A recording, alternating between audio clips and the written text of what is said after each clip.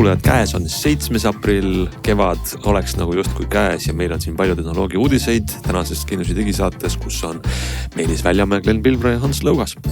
Ja räägime siis täna esiteks sellest, mida tähendavad tariifid ja kas me üldse millestki praegu veel aru saame, mida nad meie elusse toovad tehnoloogia valdkonnas. Räägime kõrvaklappidest ja seekord, kes teab, mis tähendab õige HiFi kõrvaklapp. Selle jaoks on täna huvitavat kuulamist ja kes ei tea, siis selle jaoks on palju õppimist. Räägime sellest, kuidas me üritasime autot rihmast tõmmata ja mis siis juhtus väga veidra autoga.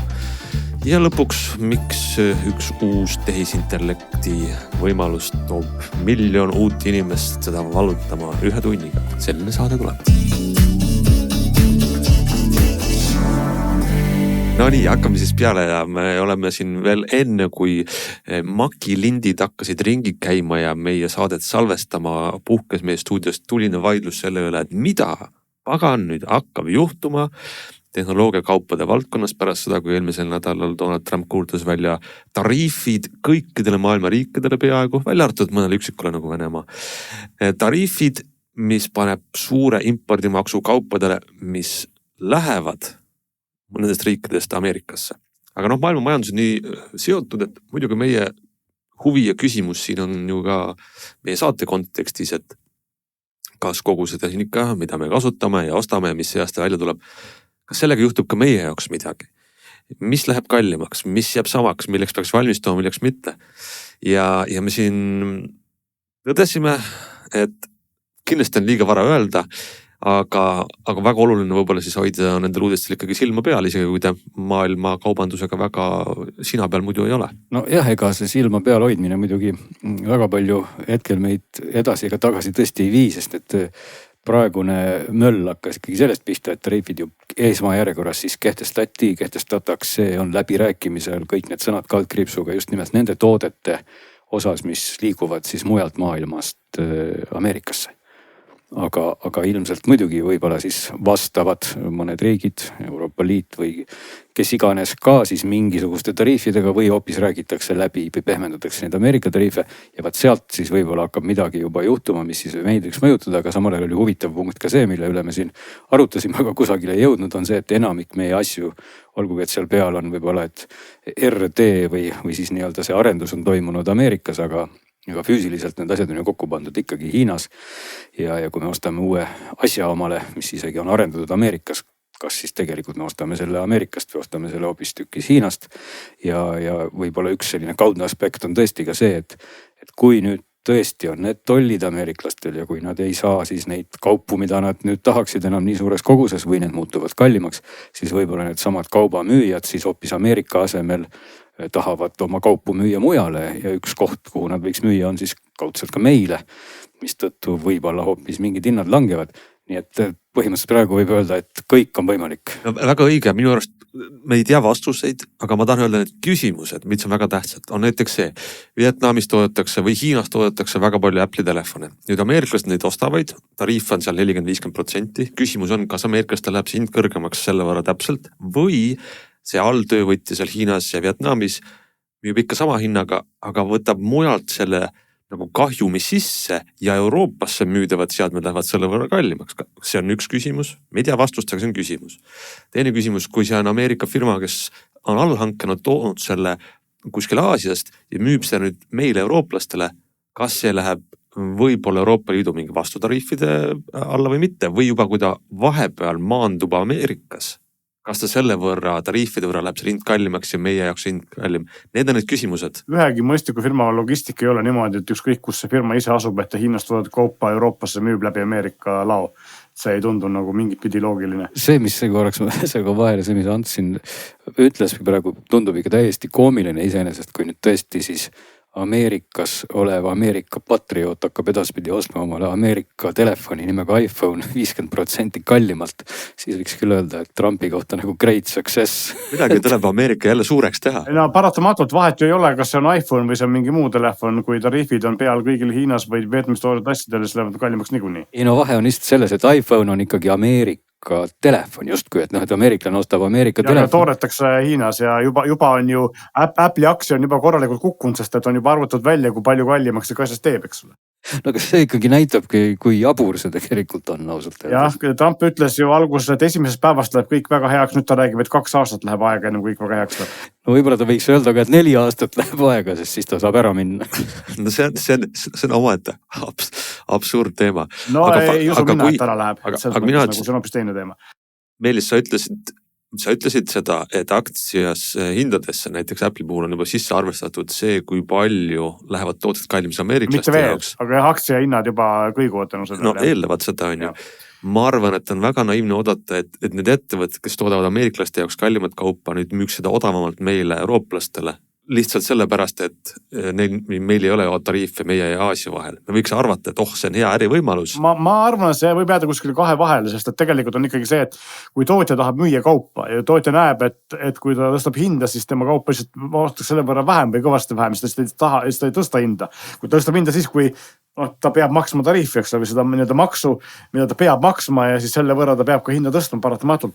Aga teistele riikidele hinda tõsta selle pärast ja selle võrra vähem müüa ei ole nagu see tootjal mitte mingisugust majanduslikku mõtet. See ei ole nagu loogiline. Võib-olla mingi minimaalselt küll midagi ühtlustada, aga mitte nagu tõsta kõigile 25%, eks ole, kui tariif USA on 50, et see ei ole loogiline.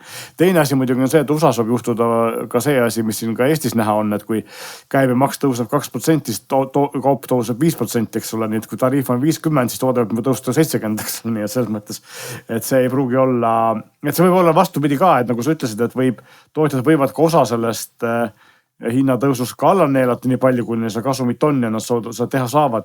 Aga võib ka juhtuda, et mõned tõstavad hinda rohkem, kui see tegelik tariifi efekt oleks. Me ei tea siis tegelikult mitte midagi, see on puhas spekulatsioon kõik. See on spekulatsioon ja selles mõttes oleme väga nagu volatiilses ja keerulises ajas, et ma arvan, et tark oleks prognoosida, et inflatsioon tuleb, hinnad tõusevad, et nad langevad kuskil, seda ei ole nagu mingit põhjust arvata. Arvestame seda ka, et suvel tõuseb käibemaks, nii et. No jah, see on paar protsenti, aga ütleme nii, et ega siis kogu maailma raha on ju ikkagi sellised suurused, mis, kuidas ma ütlen, see ühendatud anumate süsteem see on, et raha muidugi võib-olla vaikselt tuleb juurde tänu igasugustele trükkimistele, millegile iganes, aga mida ma tahan öelda selle segase jutuga on see, et ega siis see maks kui selline kohe seda ta ei too nagu raha juurde või ei vii raha ära, ta lihtsalt jaotab seda teistmoodi. Ehk et küsimus ongi see, et kas Ameerika siis tõesti teenib sellest lükkest, nimetame nii, kokkuvõttes rohkem või hoopis vastupidi. Sest et kui juhtubki see, et mingisugused müügimahud langevad, mis iganes kanalid kanaldatakse ringi, siis võib hoopis juhtuda, et selle loodetud nii-öelda Make America Great Again asemel läheb hoopis teistpidi. No sa ütled asja, mis on praegu väga ilmselge. See on ainult üks mees tundub, et see on, aga võib-olla tuleks meie saate kontekstile tagasi, et kas teist keegi julgeks midagi vastata? Kui tuleks meile praegu küsimus, meile pole veel tulnud sellest küsimust, minule vähemalt ei ole, et kui ma olen mõelnud uue telefoni ja arvuti ostmise peale, kas ma peaks seda pigem kohe tegema või ootama sügiseni, kui tuleb uus mudel? Sügiseni ei tasu oodata kas või sellepärast, et käibemaks läheb just isegi muudasid hinda ei tõsta, siis see tõstab igal juhul, eks ole. Et Eesti siseseltki tõusevad hinnad. No jah, samas see on ikkagi marginaalsus otsa, selles mõttes meil on mitu korda seda tõstetud ja alati iga kord hinnad tõusnud ja nagu ma enne ütlesin, et kui maks tõuseb 2%, siis hinnad tõusevad tavaliselt 5%, eks ole, mitte 2%, nii et see ei ole niisama otseselt seotud. Põhimõtteliselt see, et osta asja, mida sul vaja on, niisama pole mõtet kulutada, edasi lükata. Sellega ma olen ka nõus, jah. Et niisama võtta nüüd tarbimislaen, et ruttu ära midagi osta, see on väga rumal mõte. Ja kui ta tõesti tahad midagi võib-olla osta, siis mis on made in America, siis võib-olla võiks selle tõesti osta ära ennem, kui siis on ka Euroopa Liidu poolt juba tõesti mingi konkreetne tariif rakendunud, mine sa tea, äkki see nii läheb, eks ole. No tõenäoliselt. Lihtsalt huvipärast küsimus, kas teil on isiklikult kasutuses või kodus või mõnigi toode, tehnikatoode, mis oleks produced and made või ehitatud, toodetud Ameerikas? Ei tea küll. Minul tegelikult on, jah. Mul vist ei ole, sul on, jah? Mul on 2 asja. Mingi muusikainstrumendid on pakkunud? Üks on muusikainstrument, jah, aga teine on võiti ära arvata, mis asi on teine asi Habemaja ja teine asi on juuksesirgendaja. Liikur nimega One Wheel. One Wheel on tehtud Ameerikas. No näed. Huvitav, mina arvasin, see ka tehtud Hiinas, aga. Ei, nad on väga uhked selle üle. Vähemalt see oli kogu aeg, siis viimase ajani, kui mina selle ostsin, olid neil tehased Ameerikas. Nad olid küll importinud hiinlasi sinna sisse Ameerikasse neid tegema. Ehk seal tehases töötasid ikkagi suhteliselt asiaatse olekuga inimesed osaliselt, aga nad olid kahtlemata väga toredad inimesed ja said võib-olla ka rohkem palka. Nii et ja, One Wheel on tehtud Ameerikas ja on ka mõned muusikainstrumendid ja ikkagi on mõned asjad, aga tõepoolest laiatarbetehnikast ilmselt see nimekiri on väga lühike pehmelt öeldes, mis võiks olla tehtud Ameerikas. Kahtlemata neid firmasid ongi rohkem, kelle arendus on Ameerikas. No täpselt nagu iPhone, eks. Ja, see on enamus jah.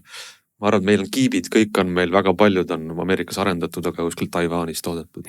Kuulge, aga lähme siis edasi. Muidu me jäämegi siia selle teema juurde, mida me ei valda. Sellest oleks kahju.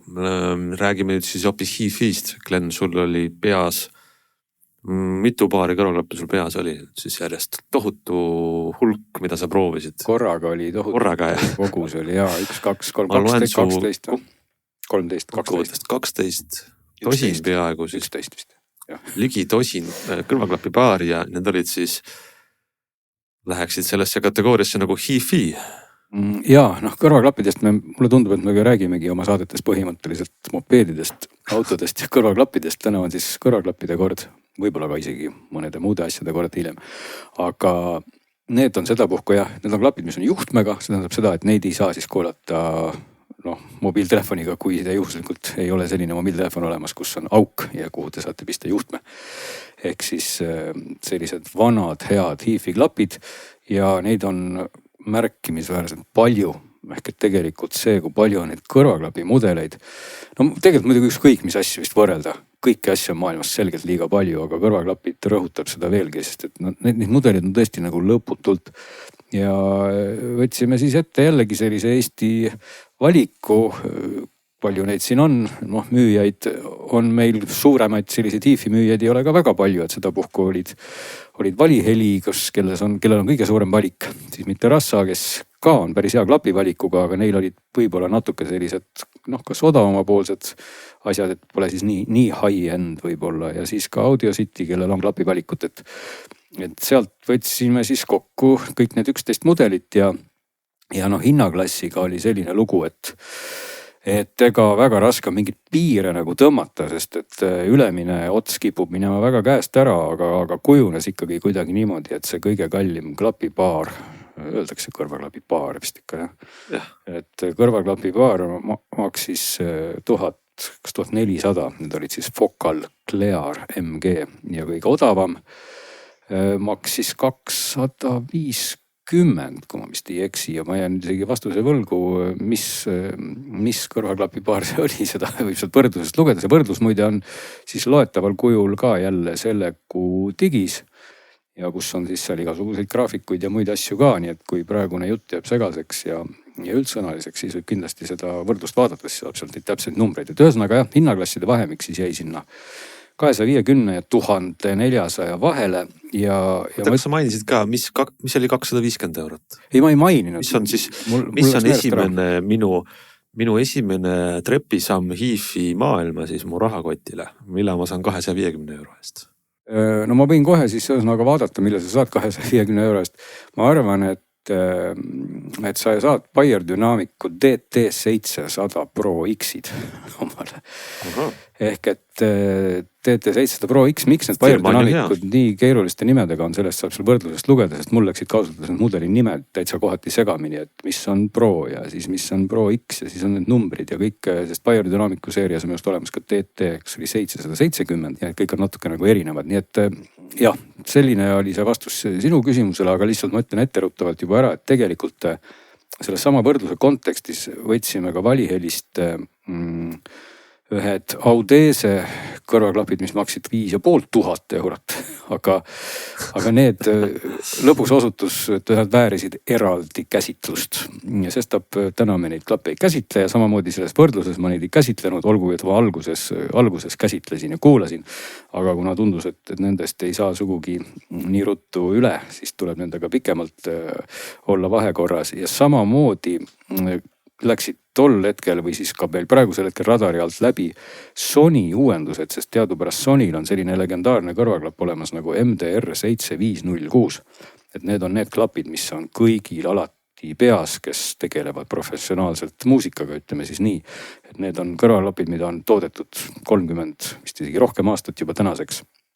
Ja mis on saanud selliseks legendaarseks monitooringu ja ka paljude jaoks töö miksimise ega isegi masteringi klappideks. Ja palju on ka neil võib-olla vihkajaid, aga väga palju on armastajaid. Ja Sony nüüd eelmise aasta lõpul tõi välja sellele klapile nagu sellise mõttelise järglase MDR M1 ja see jõudis alles minu huviorbiiti kuidagi hiljem. Ma üldse selle võrdluse oli näinud, et see on olemas, selle hind on ka seal 250 ringis. Ja paar aastat tagasi Sony tõi välja MDR MV1, mis samamoodi professionaalsete segmenti klappide hulka justkui positsioneerub. Ehk need 3 Sony klappi ma täitsa ka võtaksin korraks mingil hetkel nagu eraldi korra luubi alla, aga need ei ole ka selles võrdluses, millest mul on nagu natuke isegi kahju, sest et need Sony MDR MV1 oleks iseenesest sinna võrdlusesse ka väga hästi sobinud, sest nende hind jäi seal kusagil 400 ringi. Ja oleks väga hästi oma olemuselt ja kõigelt sinna ka sobinud, aga paraku neid seal võrdluses ei ole.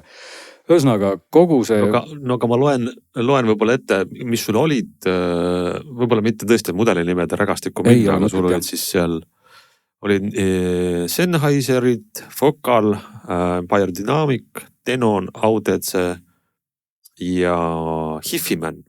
Jah, Hifiman, jah. See kõik kaetud praegu.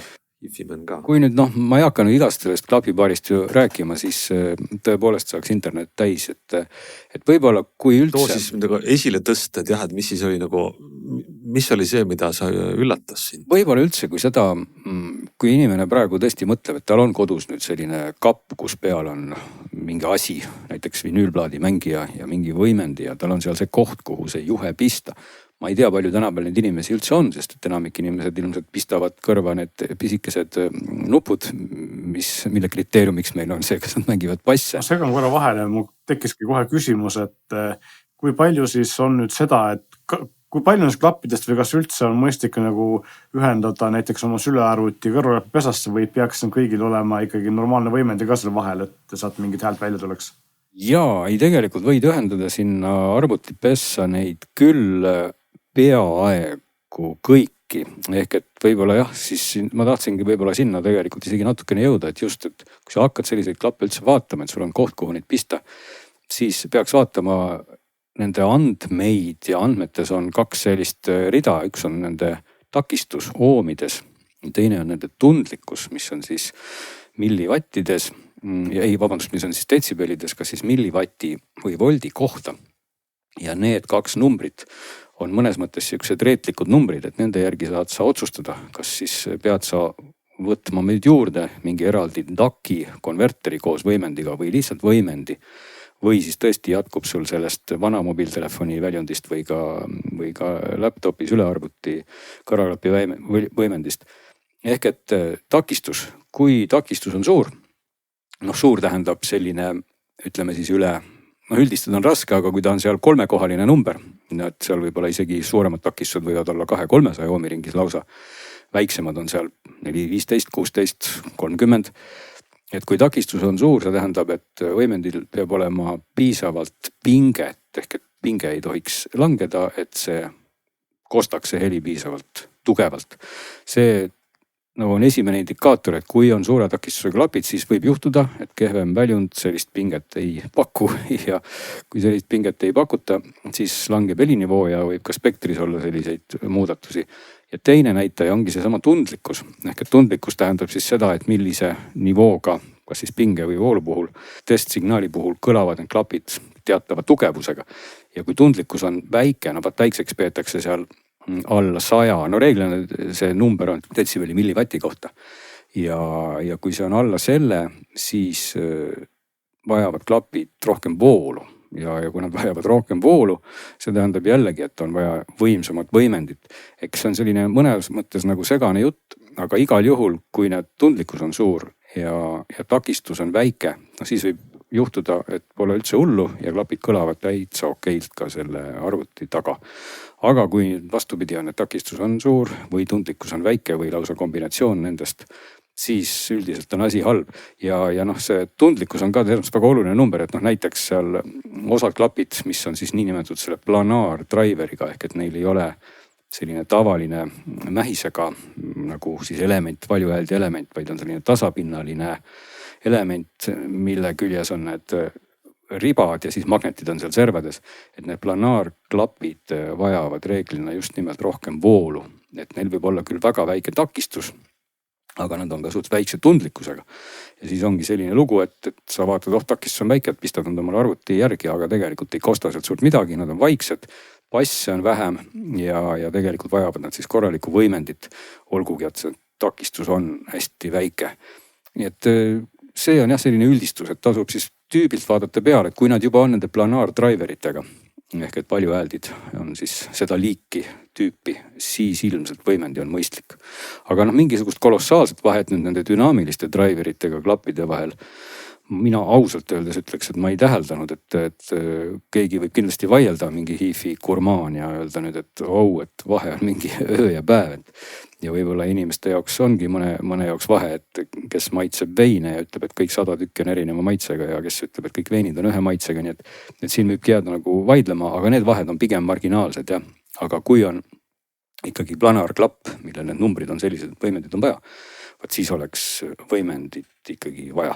Aga ma küsiks siis võib-olla niimoodi, et kui ka sinul selles valikus olid ikkagi 10-kordse hinnavahega klapid, siis kas sinu kõrv, ma ei tea, kuidas sinu see veinitundlikkus ja kõrva heli kuulmine on eeldatavasti väga kõrge, et kas sa saad siis sellest 10-kordsest vahest ka aru? Ei, ja samas ka võib-olla jaa, et tegelikult see hind nagu ei ole. Ütleme, miks? Või ütleme, siis küsis ka niimoodi, et mida siis selline test annab, et kas sa said teada, millised klapid on parimad ja mida tähendab parim selliste klappide juhu? No väga esoteriliseks läheb see maailm, et kui ikkagi klapid maksavad rohkem kui, ma ei tea, 100 eurot, see on need samad kuulsad ja head MTR 7506, mis on ka mul juhtumisi praegu peas, nende hind algab täna 100 eurost, nii et võib ka öelda, et 99, nii et tegelikult sellega seoses võiks siis nagu öelda, et kui ikkagi klapid juba maksavad 100 eurot või rohkem, siis see, mis sealt kostab, ei ole võib-olla enam otseses korrelatsioonis hinnaga. Aga see ikkagi üldistusena nüüd ei tähenda, et siis näiteks 1000 eurone või 800 eurone kõrvaklapp oleks kuidagi talumatult halb, et tegelikult selle hinnaga tuleb juurde ka kvaliteeti kõiges, ehituses, juhtmetes, ühendustes, materjalides, nii et kui sa ostad ikkagi kalli kõrvaklappi, siis ta reeglina on, ta on nagu peas ikkagi selline mõnus tükk, koosneb seal võib-olla metallist, mingitest pehmendustest ja nii edasi.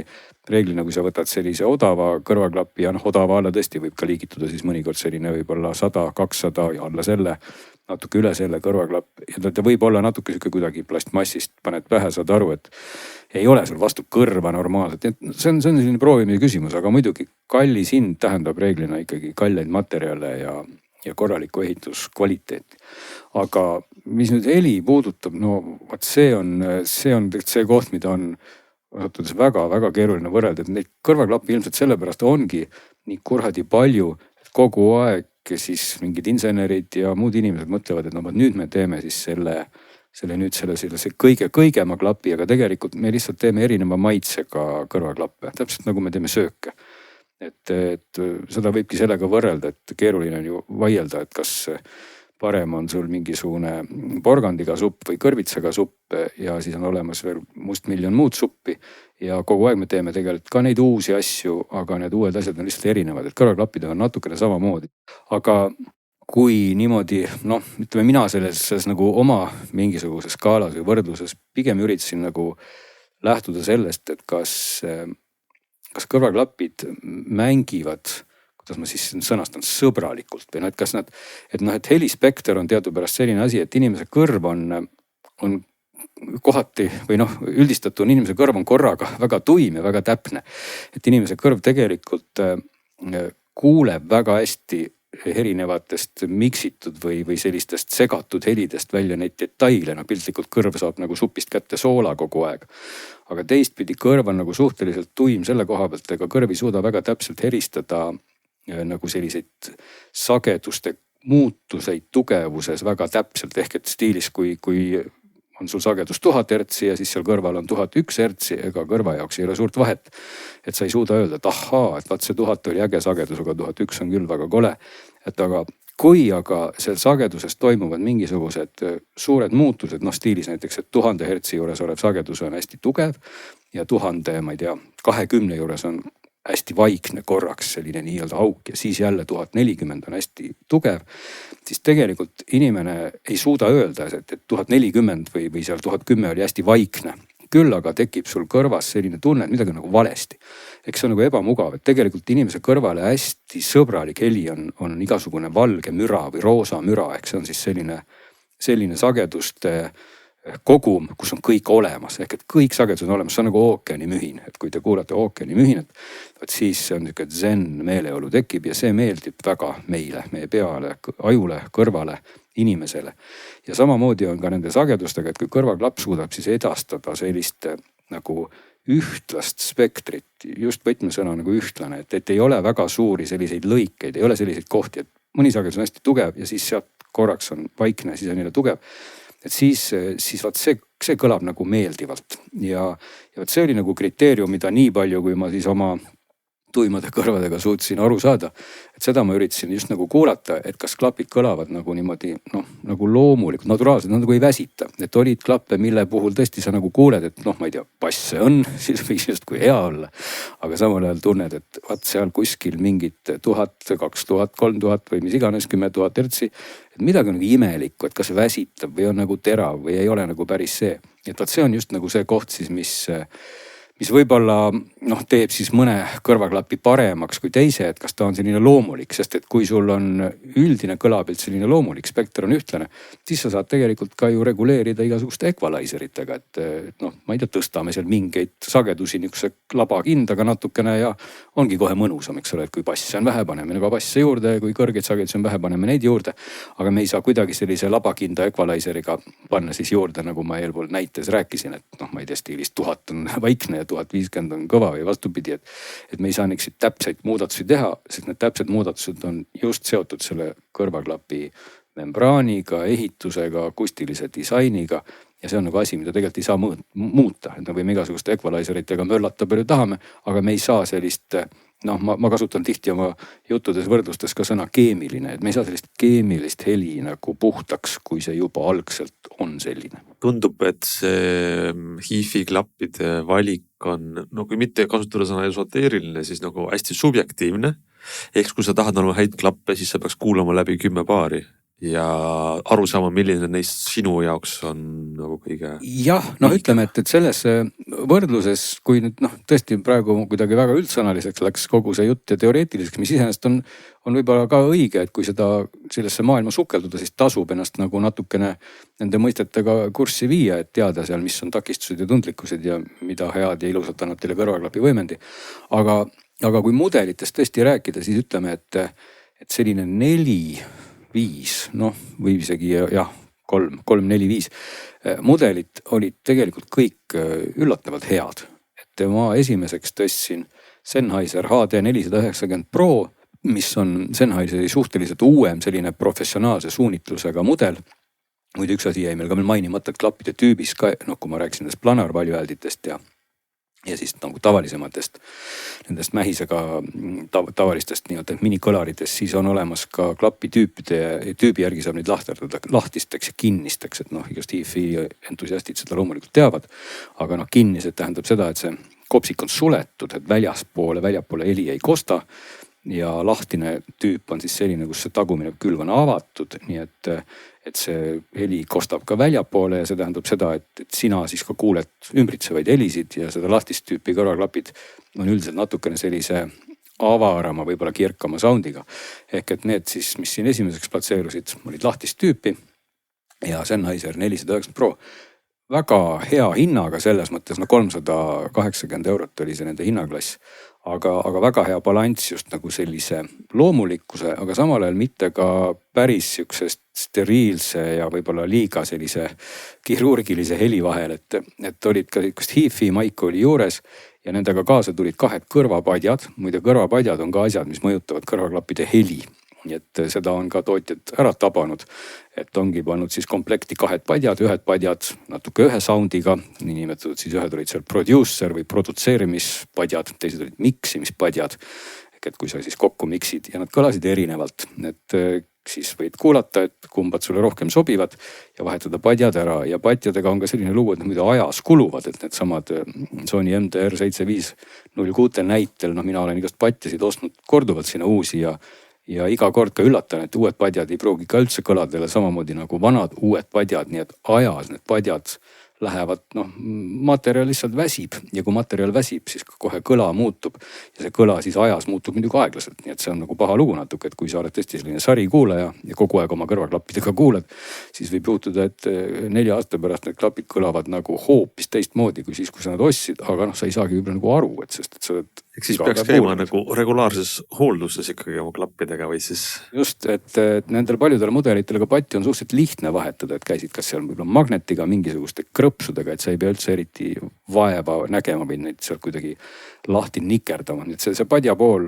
mõjutab iseenesest heli väga palju ja on ka muide klappe, millel ongi ka järelturul või saadaval erinevat tüüpi patjasid, aga see on juba muidugi läheb väga peensustesse. Et ühesõnaga, need Sennheiserid olid väga head ja veel siis ma ütlesingi siin 4-5 mudelit, et tegelikult mõlemad HiFi-mannid, need olid siis planaar-driveritega ka ausalt väga head. Hinnaklass muidugi HiFi-mannidel, HiFi-mann on Hiina tootja ja HiFi-manni planaarvaljukatega klapid Ananda Nano olid seal meil ja Aria Organic, mõlema hinnaklass tegelikult 1000 kanti, et Anandad on seal siis 800 ja Organicud on juba üle 1000, nii et väga soodsad nad enam ei ole, aga head ja kõige kallimad olid siis Focal Clear MG-d, Prantsuse firma, et hästi sellised tüsedad, et kui need Sennheiserid ja HiFi-mannid olid nagu pigem sellise särava soundiga, vaat siis Focal Clearid olid sellised hästi rahulik,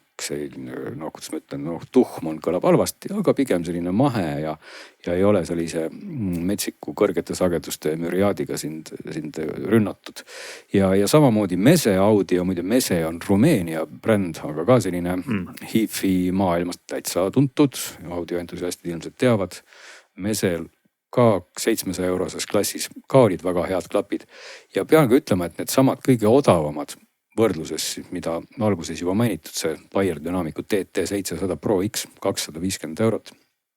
Selle raha eest või isegi kui see hind kõrvale jätta, siis võib öelda, et nad olid ka väga head klapid, väga hea siukse mõnusa bassiga, samal ajal ka väga tõhusalt passiivset müra summutavad, sest nad on kinnist tüüpi. Nad ei ole siis tagant lahtised, et sina ei kuule seda, mis mujal toimub ja vastupidi. Ja ka sobivad täitsa siukseks, kui ära harjuda, miks mitte ka profitööks ja selle raha eest väga head ja isegi ma jätan selle raha eest ära. Nad ongi tegelikult korralikud klapid. Ja vaat sealt edasi läks nagu natukene, samas jah, need Sennheiser HD 660 S2, need olid 500 eurosed klapid. Ka enam-vähem okeid, aga vaat sealt edasi läks nagu natukene juba siis keerulisemaks, et sest Audesel olid seal küll ka 900 eurosed planaarklapid meil võrdluses. No vaat sealt, Audesedest ma arvan pigem tasukski rääkida siis, kui me võtame need kõige kallimad Audesed ka, mis olid siis LCD 5. Need maksid siis 5500. Et nendega võib algusest tabada sind kerge üllatus ja mitte võib-olla väga heas mõttes, et eriti kui sa ühendad need klapid, nagu Meelis küsis omal lihtsalt arvuti külge ja siis võid avastada, et kuhu see 1000 eurot küll läksid, et helisse need küll tunduvad olevat minenud või kuidas öeldakse, läinud. Nii et nendest võiks eraldi rääkida ja Tenonid olid seal ka veel, Audiomarket jäi mul enne mainimata ja Audiomarket müüb Tenoneid ja Tenonid tulid Audiomarketist, Tenon AHD 7200, Tenonil on kolme klapid tegelikult ongi 5200, 200 ja 9200, et nendel vahed on suhteliselt marginaalsed, pigem nagu sellises disainis ja koostöö kvaliteedis. Tenonid olid ka siuksed mahedad, Tenoni kuidagi sound, ma ei tea, jaapanlastele võib-olla meeldibki selline, täpselt siuke keskmised natuke maha keeratud, kõrgeid nagu väheke rohkem ja detailsust nagu vähem, selline soe ja tüse. Ja kõige lõppu jäid ühed vanad Focalid, Focal Elear, mitte Focal Elear, vaid Focal Elegia. Ja ka mitte üldse odavad klapid, need tulid Audiocitist siis mõlemad Focalid. Ja vana mudel, aga sai küll põetudki selle mõttega, et kuulata, et kuidas siis nüüd on. Nad olid omal ajal kuidagi populaarsed, aga mind on nagu väga seal tekitas nagu küsimusi ja samuti ühed Bayer dünaamikud, mis seal siis olid meil 600 eurosed. Need olid siis DT 1990 Pro Mark 2. Ka kuidagi väga keemilised jällegi, et vaat see on see koht, kus siis täpselt need nüansid said halvasti kokku, millest ma just rääkisin, et oleks seda naturaalsust rohkem. Vaat selline pikk jutt kõrvaklappidest ja endiselt, kui te ikkagi tahate, siis tahate muidugi arvutiga kuulata, siis ma ütleks, et siis tasuks ka võtta mõni väike väline võim või võimendi või konverter, nad on ka tihti ühes tükis. Üks tore bränd, kes toodab neid suures valikus ja üldse mitte liiga kalliste hindadega, liiga kalliste all ma siis mõtlen ikkagi 3-kohalisi hindasid ja seal 100 ülespoole, mitte väga palju on IFI, mitte siis HIFI, vaid IFI. Ja valielis on HIFI nende pisikeste takkide ja võimendite valik ka täitsa asine, et see tasub igal juhul võtta, et kui sa tahad panna siis sülearvuti külge omale korralikud klapid, siis võta selline pisikene IFI takk koos võimendiga, seal saad veel natuke võib-olla mingit toonikorrektsiooni mõne mudeli puhul teha ja siis sa ikkagi tunned ennast nagu tõeline helientusiast, sest võib-olla jah, kui sa ostad sellised ütleme seal 800 eurosed klapid ja siis pistad neid omale sinna läpaka väljundisse, siis võib-olla see ei ole nagu kõige õigem kombinatsioon ka enda ja teiste vastu ausaks jäädes, kui sa juba sellise raha kulutad. No väga hea soovitus. Tähendab siis ikkagi, ma arvan, et kokkuvõttan, et tuleb jõudu soovida selleks teekonnaks kõigile, kes tahavad neid HIFI klappe siis valida. Ja sinu materjali saab siis lugeda värskest ajakirjast. Loodame, et see millalgi seal juba on või ka netis. On seal olemas jah, netil jõuab varsti. No selge, aga nüüd lähme oma saatega edasi, meile tahtsime rääkida autost, mida me tõmbasime rihmast. Ja kui tegelikult alustada algusest, siis mulle jäi üks päev silma mingi veider reklaam, veidra autofirma kohta, veidra nimega. Meelis ütles, et talle jäi see auto tänaval silma. Ta sõitis must mööda siis, kui ma olin oma autoroolis. See möödus sinust vaikselt ja kiiresti ja selle peale Glen läks kohe selle autoga sõitma ja selle auto nimi on, ütleme siis ära, Lynk & Co. Mina imestasin just selle pärast, ma olin küll sellest firmast varem kuulnud korraks, aga ma ei olnud nagu näinud Eesti numbriga Eesti tänavatel. Et see oli minu jaoks üllatuse aasta seal. Et see on siis, ütleme siis jah, selle põhifaktid selgelt ära, et see kuulub samasse sinna gruppi, kuhu Volvo, Geely on vist selle grupi nimi Hiinast ja teda müüakse ametlikult Eestis. Ja, et seal kui juba seda mainida, siis Volvo puhul, kui ma olen aru saanud, vist on see Geely Holding vist kas ainuomanik või aga Linkiga oli selline lugu, et Link kuulus algselt ka Volvole mingi protsent, kas oli mingi 30 umbes täpselt ja siis alles väga hiljuti Volvo müüs selle oma osaluse maha Zeekrile. Zeekr on ka üks Hiina autotootja, Zeekr. Kes ka hoolega Euroopasse tuleb siin järjest. Ja täna peaks see Link olema siis nüüd, kas oli 51 vist Geelil ja siis 49 Zeekril. Need kaks on siis selle... Zeekr omakorda kuulub ka Geelile. Ja samuti on seal veel Puntras veel ka Polestar, eks ole. Nii et... Jah, sest Geely puhul vist on minu arust see kõik tundub jube segan, et on olemas mingi Geely Holding, siis on mingi Geely, kas oli Automotive või mingi asjaga, see kõik on nagu teatavad toidud läbisegi, et aga põhimõtteliselt tuleb jah, natuke nagu samast siis disaini ja kontseptsiooni ja nurgast nagu ka Volvo, et eks see Lynk siis rõhutab ka ikkagi sellist Skandinaavia ja põhjamaist disaini ja kõike seda oma turunduses kõvasti. Ja samuti siis Infoauto, kes tegeleb ka Volvoga, on siis täna nüüd just sisustamas omale Lynk. Ta on tegelikult nagu Link, aga see on Y-iga, et oleks seda ägedam, et Lynk & Co salongi. Muide see nimi tundub tõesti ka ju esmapilgul üsna jabur. See on nagu mingi advokaadibüroo nimi või midagi sellist. Ja seda nime tausta siis ka uurisin muidugi, et mis nimi see selline on.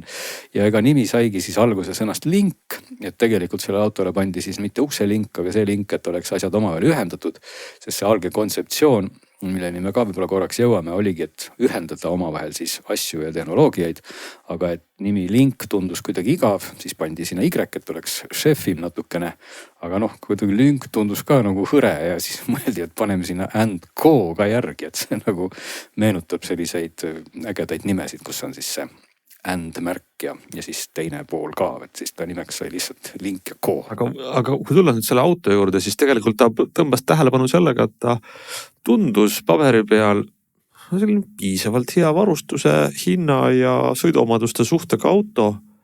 Ja siis Glen, sa läksid ja sõitsidki sellega. Kuidas sõita oli?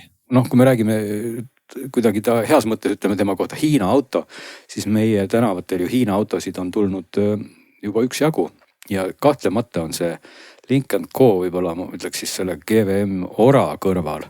Mina liigitaks küll ka järgmine tõesti nagu kena Hiina auto, sest et need teised Hiina autod, kes meil siin ringi liiguvad, on ikka väga koledad Hiina autod, et disain on tal tõesti ilus ja ta näeb välja pildi peal kuidagi väga selline nupsik või väike, aga see on natuke petlik, et on see Ioniq 5 efekt, kuna tal on ülisuured rattad. Ehk et no valida on kas on 19 tolli või 20 tolli, aga noh vastavalt refi profiil on ka siis õhem või paksem, aga 20 tollisel mudelil samuti on 245 refid, et tal on suhteliselt pontsakad refid veel 20 tolliste rataste peal, mis tõttu ta pildi peal näebki välja nagu väiksem, sest kui sa vaatad pildi peal autot, millel on hästi suured rattad ja mis ise ka ei ole kõige väiksem, siis ta nagu tundub pildi peal selline, et see on ju päris tore pisikene auto, aga päris elus vaadates on ta lihtsalt nagu natuke suurendusklaasi alla sattunud. Nii et ta on sellist linnamaasturi heas mõttes, sellist linnamaasturi tüüpi natukene, see on linnamaasturi kupee. Väiksem linnamaastur või jah? Just, et ta on ka sama platvorm muide nagu Volvo EX30, mis on elektrikas, aga peaks olema 30 centimeetrit telje vahet pikem. Jah, et see on selline klass autodest, mis on see väga hägune, mis on nagu SUV, suur mahtuni või selline luukpära ja kupee. Et see on see nagu mingi hübriidklass tänapäeval.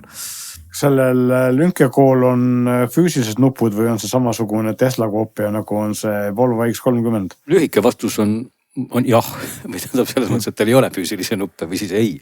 Okay. Et ta on ikkagi suhteliselt nupuvaba auto. Aga seal on üks siis see põnev detail on, et nupp ei ole, küll aga armatuurlaual on rihm, millest sa saad tõmmata.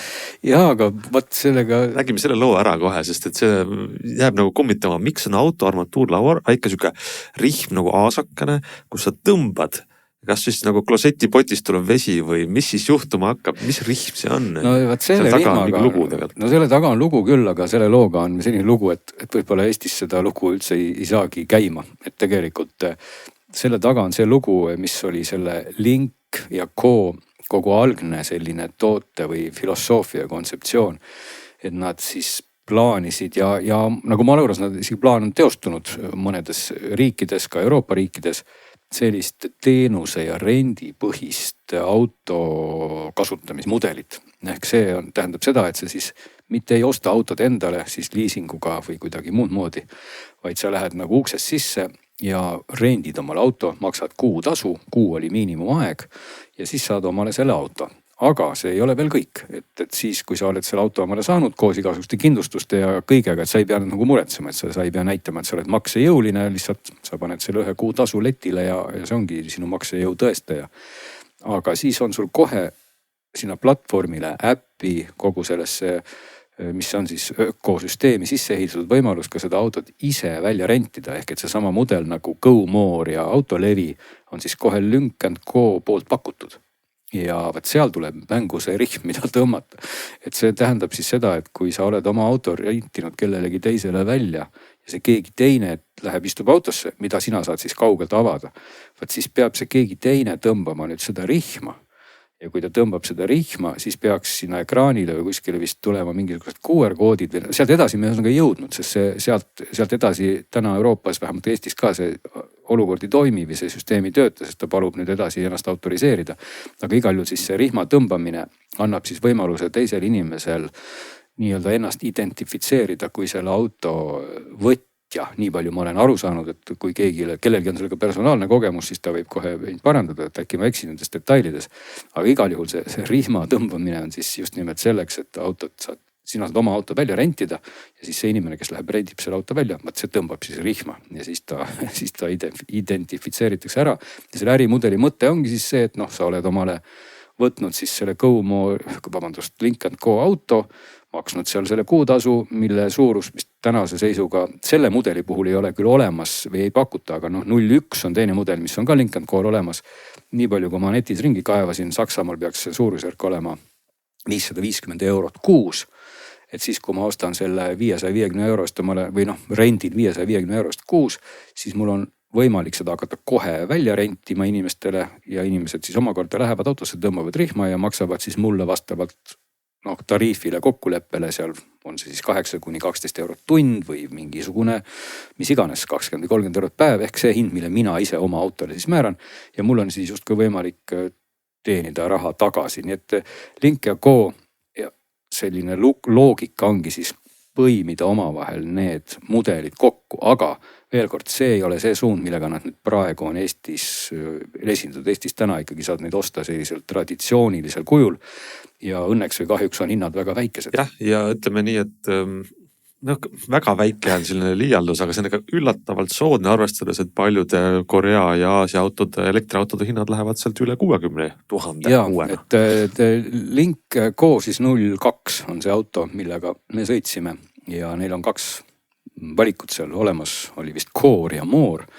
Core on tõesti väga basic, nagu sõna Core tähendab, selle hind on 36 000 ja selle eest sa ei saa siis muu hulgas ka soojuspumpa. Et see on nagu asi, mis meie oludes. See on suur miinus Eestis. See on suur miinus, et see, ja siis paned 4000 juurde ja see varustus on tegelikult, see on täiesti premium klassi varustus. Seal on loomulikult soojuspump ja seal on kõik muud toredused, klaasist katused ja kõik põhimõtteliselt, mis üldse olla saab, on siis seal sees ja see maksab 40 000 ja tegelikult selles hinnaklassis võib öelda, mina ei tea, kas üldse on olemas midagi, mis samaväärselt sõidaks, et see auto tõesti, mulle ta meenutas sõidu omadustelt väga Nissan Ariat, aga Nissan Aria samamoodi, kui sa ikkagi seda luksuslikumasse sellisesse trimmi keerad, siis ta ei maksa enam 40 000, sest et see Link & Co on nagu võimsusnäitajatelt ka ikkagi üsna terav, ta on 5,5 sekundit 100-ni kiirendus, samal ajal ta on selline mugav, ta on pehme auto, ta on vaikne auto, et ma ütleks nagu märksõna ongi pehme, et ta ei ole selline kihutamise auto, olgugi, et temaga võib ka kihutada, aga sa lihtsalt tunned, et ta lihtsalt vaikselt läheb, et ta pigem on selline nagu kas, ma ei tea, Mercedese sellist klassi väga meenutab seest, et ta on ülivaikne, ma ei saa kohe seda ära rõhutada, kui vaikne ta on võrreldes näiteks siin võib-olla Kia või Hyundai'ga, rääkimata Teslast. Et ta on tõesti vaikne, vaakgrupi autod on ka muide vaiksed, et ta on ka sinna samasse kanti oma heliisolatsioonilt, aga need samad suured väljed ja see vedrustus, tõesti ta on selline premium auto tunnetuse ka, et see on väga kihvt, aga muidugi seal on selliseid kiiksed, neid kõiki ma ei jõua siin praegu ilmselt enam ette lugeda. Et nuppe ei ole, Meelis küsis, kas on nuppe, seal ei ole nuppe, nendest võib-olla ei tunnegi väga suurt puudus, et seal oli koht tõesti, et roolisoojenduse jaoks siis kogu aeg sul tuleb valida ekraanilt see üks vajutus, samanlaised kliimavalikud ja need on selle ekraani all olemas.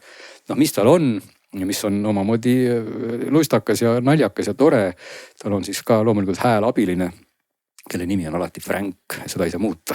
Kui sa ütled, hei Frank, siis reageerib Frank ja teeb seda muide väga täpselt või väga sarnaselt omaaegse Michael Knighti auto häälega. Ehk et selle Kitty häälega on see Frank. Ja Frank ostab siis... Ja sellega käib kaasas ka sükke vahva nagu visuaalne illustratsioon või liigutus. Ja, sest sellele tal ees nii-öelda siis selle, kuidas ma ütlen, selle konsooli all või on tal sükke hästi kihvti lahendusena selline 3D või selline LED-riba, mis on siis peidetud natukene sellise klaasi taha, aga mis ulatub siis horisontaal tasapinnaliselt veel edasi, et ta näeb selline nagu selline väikene reljeefne LED-maastik, mille värvi sa saad valida, mis muide näitab sulle ka mingid suunatulesid või lihtsalt ambient valgust. See on selline triip, mis siis on 2 istme ees, selle esiklaasi all nagu või seal, kus on kindlalaegas selle kohal, jookseb uksest ukseni. Ja siis kui Frank räägib, siis tõepoolest see samamoodi pulseerib niimoodi punaselt, nagu siis meenutab natuke. See on ikkagi see Kitty sellist skännerit, mis seal ees oli. Aga kahjuks ta ei ole veel piisavalt tark, et ta teeb küll lahti seal aknaid sul ja tagaluuki teeb lahti ja isegi raadiokanaleid suutis ta häälestada.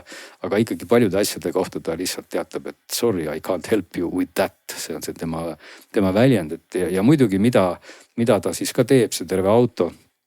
et ta kogu aeg jälgib siis sind ja sinu tegevust, mis on nagu mõnevõrra tüütu, et kui sa juba haigutad või vaatad kõrvale, siis ikkagi meenutatakse sulle erinevate kõllidega, et palun vaata nüüd teed ja see on see uus reaalsus, mida on väga raske harjuda, et sa sõidad ja armatuurlaua juures on 2 infrapunakaamerat, mis kogu aeg sind jälgivad.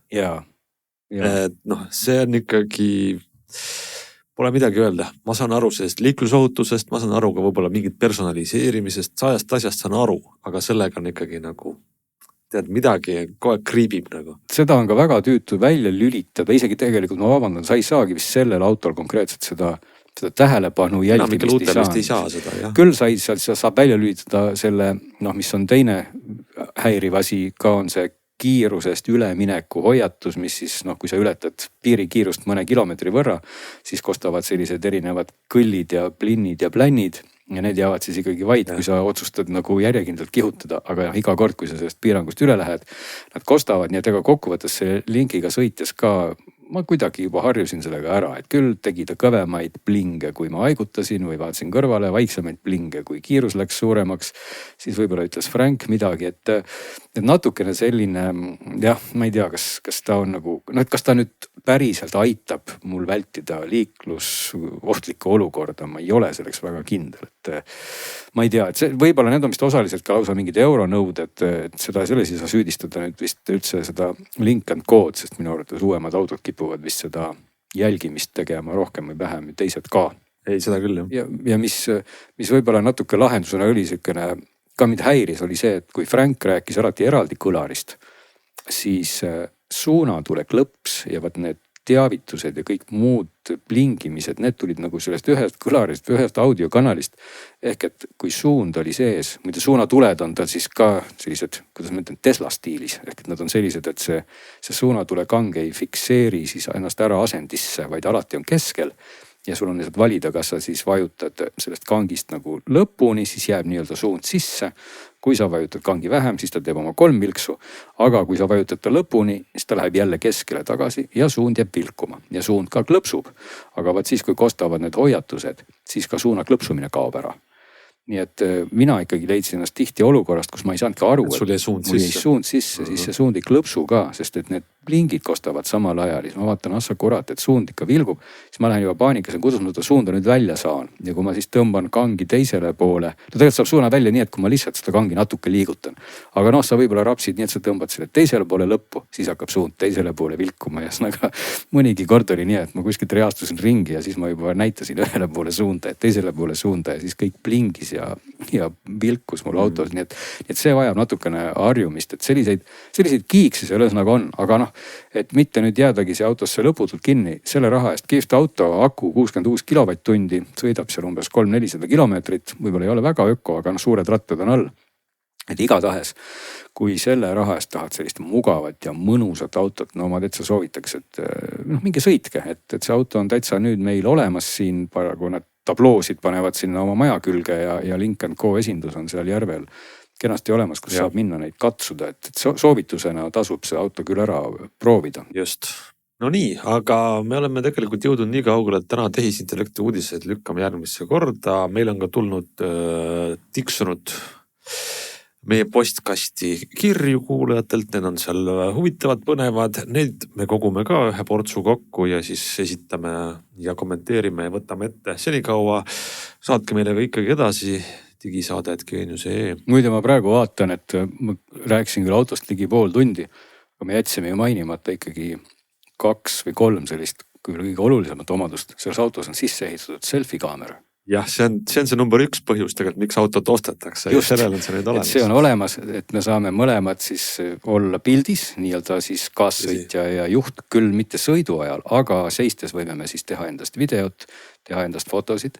Kui me tunneme ennast natuke väsinuna, siis on võimalik valida meil, kuidas ma ütlen siis, rest mode ehk et vaadata siis lõkkeprõginat suurel ekraanil või kuulata merekohinat, istmed lastakse kohe automaatselt lamamistooli asendisse ja siis me lõõgastume ja kui juhtumisi pikalt sõidul tunned, et silm hakkab kinni vajuma, siis võib hoopis aktiveerida refresh mode'i, mis hakkab mängima sellist natuke koomilist ja raju mingit funky või metal sugemetega biiti ja puhuma sulle näkku jääkülma õhku. Nii et vaat need 3 võimalust on olemas. Need on väga olulised asjad kõik ja kui sa jääd seisma, siis sa võid teha endast alati paar selfit, et kuidas see mõjus. See on tõsi, jah. Need 3 punkti tegelikult on veel põhjused, mida võiks ise järgi proovida selle auto juures. Just. Aga sellega me tõmbame siis tänase saate otsad kokku. Ootame teilt vastu Kaja ja ise lubame tulla tagasi uute teemade ja mõtetega juba nädala aja pärast.